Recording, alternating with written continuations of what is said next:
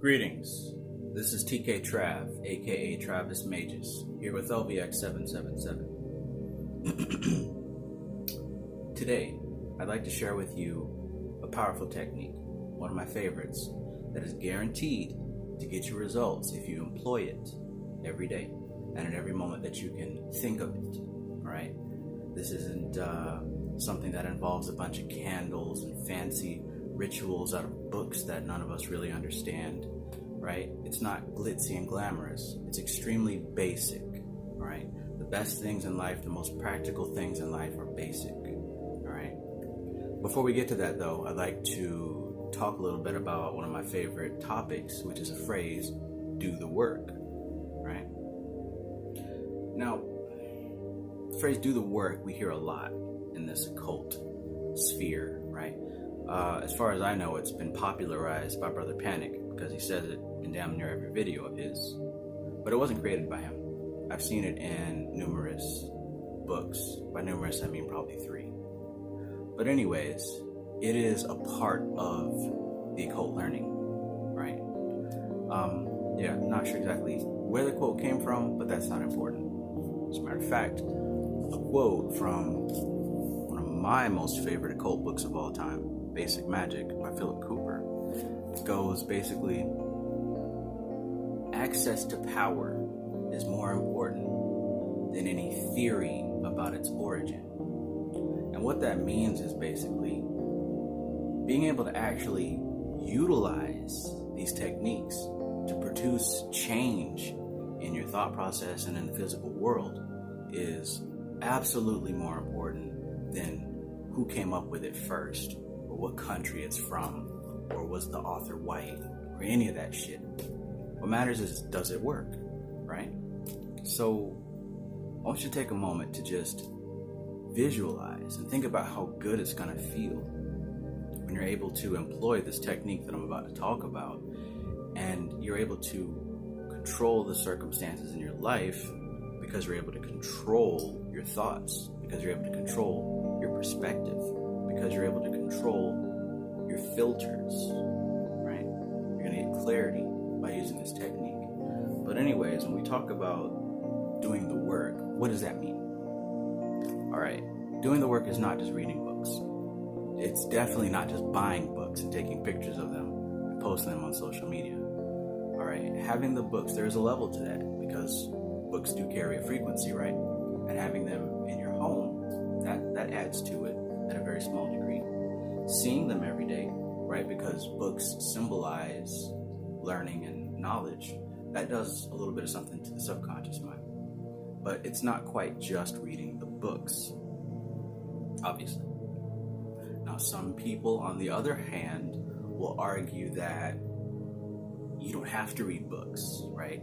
It's inside your DNA already. It's already inside you. You came up with the information ages ago when you were a spirit, right? And you mystically, magically can access it if you just be quiet and meditate. And just like the other example, there is a truth to that.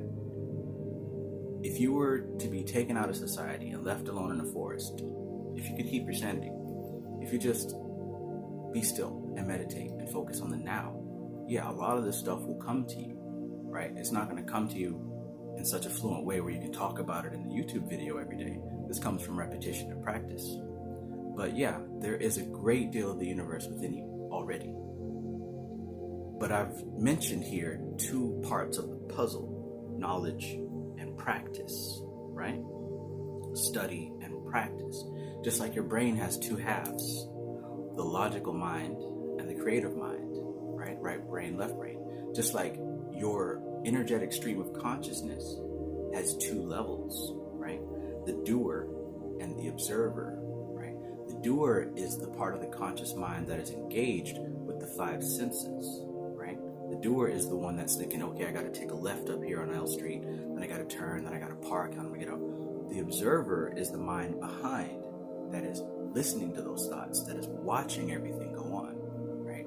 The observer is always activated, but it's not always engaged, right?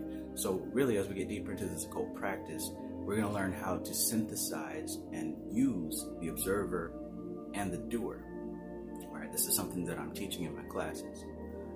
But anyways, to get to the point of doing the work, all right, I think a really good pictorial example of this is in the very end of this book, Liber Null and the Psychonaut.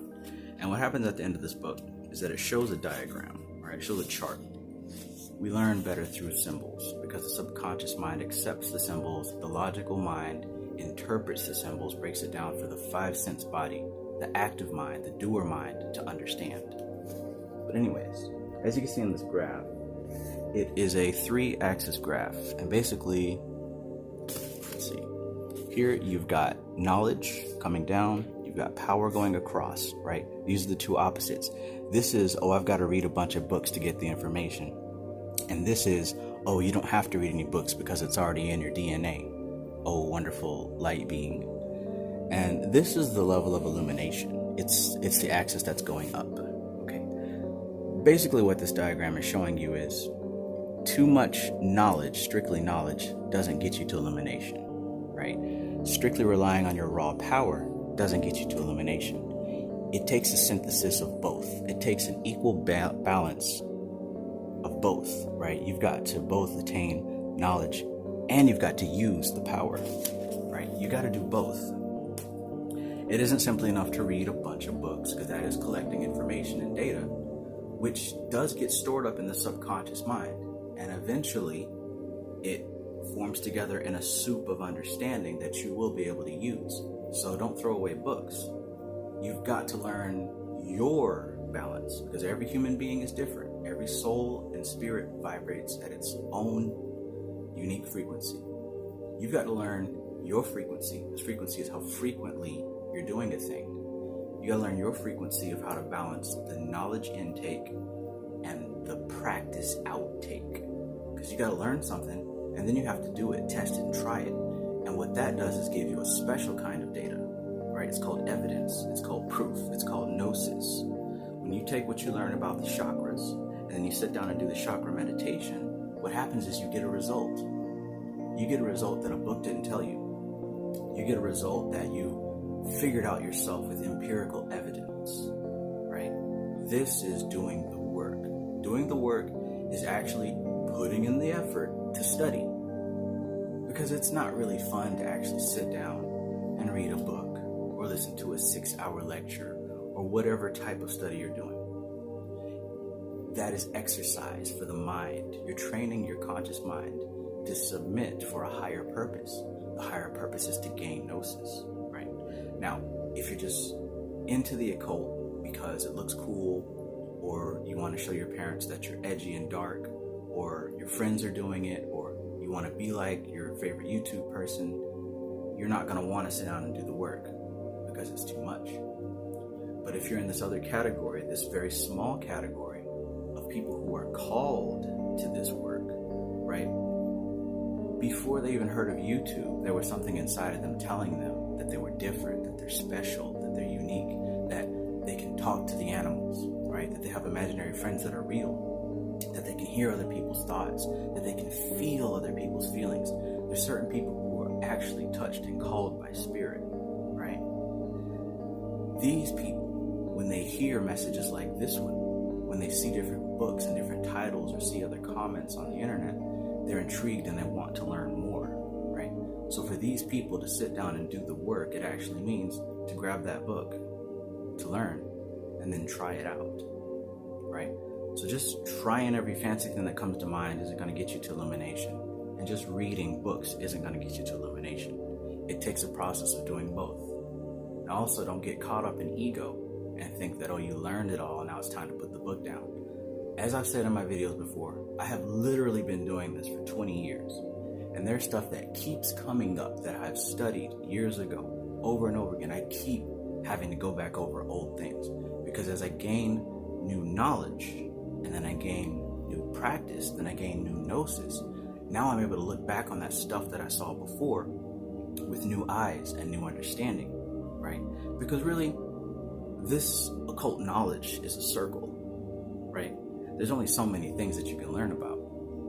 But what you'll find is that the circle isn't going around and around endlessly. It's a spiral that's going up.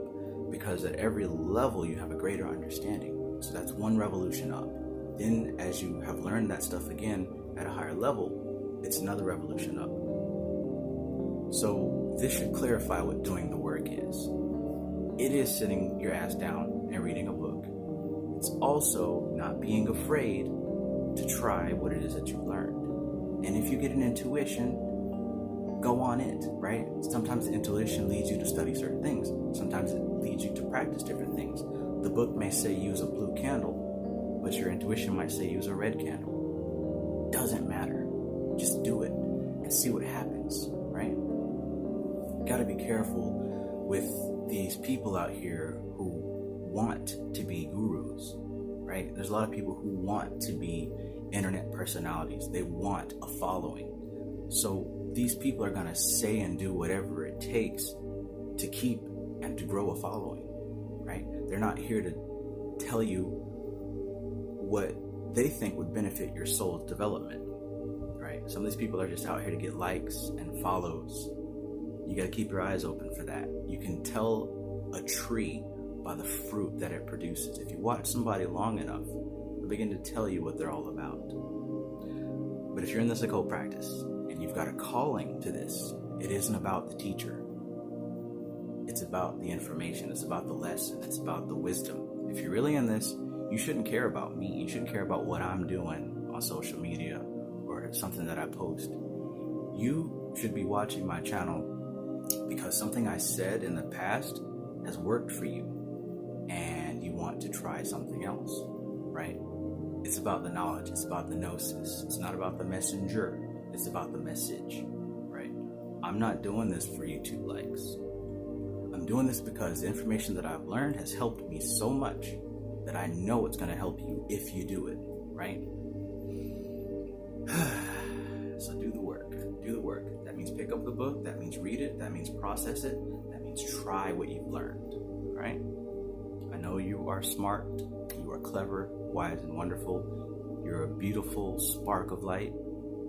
You got it, all right? Let's stay positive here. Don't get tangled up in this human shit, this emotional shit, right? Be good to yourself, right? And this is really getting into this next concept that I'm about to touch on here, which is the very thing that is at the root of having clear thinking, of establishing clairvoyance, right? Of having direct access to the subconscious mind. All right, I'll start with a story. When I was 18, right? I'm 18, and I wasn't like you probably in high school. I didn't have very many girlfriends. Matter of fact, I don't think I had maybe one my senior year. But yeah, my experience with females back then wasn't so good. But anyways, I had a crush on this girl. And where I live, most of the girls are pretty plain, right? They all follow the same trends and they look exactly like each other. But this girl was different. There was something about her energy, her presence. She was a rebel, right? She stood out, right? She had her hair dyed a different color. She had a piercing in her lip. She wore the spikes, you know what I'm saying? She was different. She stood out. And not only that, she was smart. So I really enjoyed her energy and I enjoyed everything about her. And I would have loved if I could have dated her. So as fate would have it, one day we were together alone at her place. And yeah, we had a blanket over us. And I thought to myself, this is the moment where I'm going to make my move. All right. So don't laugh. What I did was I went under the cover and I nibbled at her ankle, right? And I said, I'm a snake. Yeah. Needless to say, she got out of the covers, went to the kitchen, and I killed the mood. It was done with.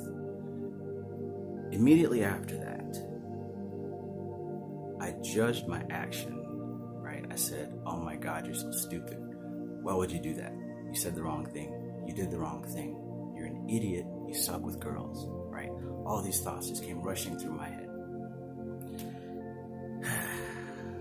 Well, as time went on, I noticed that before I made any type of interaction with her, I tried my best to plan it all out, right? I tried my best to script it out in my head, to run it through just to make sure I wasn't going to say anything stupid ever again, right? it literally built a framework around my thoughts for talking with females, trying to prepare what I was going to say to avoid this feeling of embarrassment that suddenly sprang up because I put a value judgment on my action and said I did the wrong thing.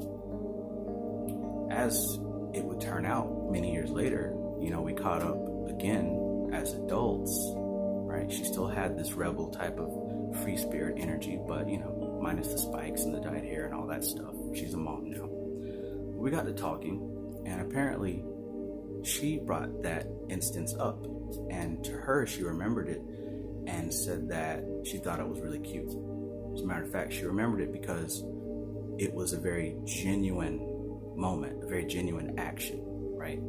She said that most guys that she talks to or has talked to her in the past always come with this sleazy type of come on. They always have a line, right? They're always trying, obviously, to get her into sex. But that night was different because it just felt natural. I was just being silly, goofy, honest. And I learned something. Because I felt vulnerable and I condemned myself, I put myself in that category as all those other guys after that, because I kept trying to say the right thing. All right, so what am I getting at here? What I did was I placed a value judgment on myself and on my action, right? And a value judgment is us defining something as good, as bad, as better, as worse. Now, that's how we're taught to live. That's how we're taught to exist in society, to place a value judgment on everything. And maybe many, many, many years ago in the evolutionary scale, this was a necessary thing for survival, right? It's good to eat these berries. It's bad to eat these berries. It's good to go in that field. It's bad to go in that cave. But times are different now. Essentially, value judgments are the very thing that feeds the ego. Making value judgments on your actions is the very thing that validates this illusion. They say we live in a binary universe, right? This is living in such a state of separation, of reaction. Because remember I talked about the two minds, the observer and the doer. The doer is intricately linked to the five senses. This is the world of the physical. This is a reactionary mind. Although it drives the bus, its sole purpose is to react to everything that it comes across. It reacts to the temperature. It reacts to whether your body is hungry or not. It reacts to stimulations that says you're horny. It reacts to every type of stimulus. The observer, however, has the potential to be proactive. I say it has the potential because 90% of the people here are stuck in reactive mode. Every action they take is a reaction to something else that happened to them. Right? Think about the last time you got in an argument, or think about the last time somebody made you upset. Think about that experience and what happened. When you got into an argument, did you get upset? Did you try to prove your point? Did you try so hard to do this and do that? Notice that these are all reactions from somebody making you upset. Let's be correct, from you allowing yourself to be made upset from someone else's actions. Whereas a proactive mind would be able to observe without placing a value judgment. This is key, this is crucial, this is the very technique that I've been talking about. If you can learn how to go through life as an observer without placing a value judgment on what's happening, you will be able to detach from stress, right? Because what happens is, every time we make a value judgment on something, that gives fuel to that little voice in our head that narrates our lives, right? Thoughts that are like, you're not good enough, they'll never like you, they won't listen to you. Those type of negative self-talking voices all stem from value judgments that have been made over years and years of you being alive, right? Think about it. Many, many years later, as I'm talking to females, I'm stuck because I don't know what to say. Why? Because the voice in my head is so afraid to say something stupid that it totally blocks out my creative process. Value judgments sever the connection that you have to your intuitive inner spirit, to the divine, right? Because I'm trying so hard, because I'm reacting to a value judgment made 10 years ago, right? 15 years ago. The same thing with you. That little voice in your head that's telling you all these negative things. This is essentially a spirit that has developed based off of value judgments made in the past. How do you defeat this thing? It's not by fighting it. You don't fight the demiurge. You don't fight the archons. Every act of reaction is food for the archons, food for the demiurge, food for the ego. The key is to be able to observe without reaction, without placing a value judgment. When you meditate and you sit still, you notice thoughts come up in your head. You don't try to block the thoughts out and fight them. You just observe them come and you observe them leave.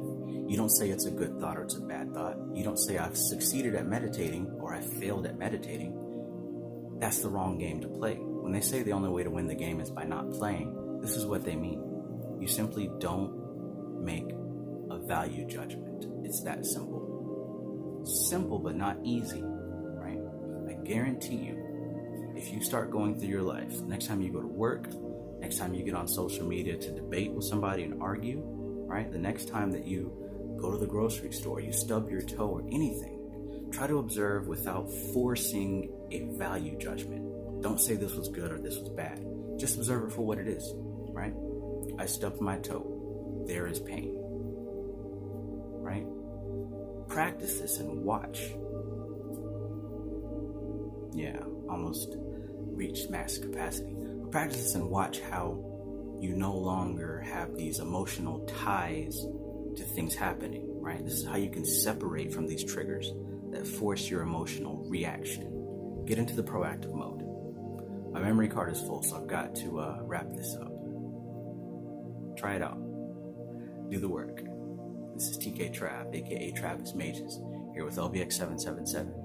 I love you guys, and as always, peace.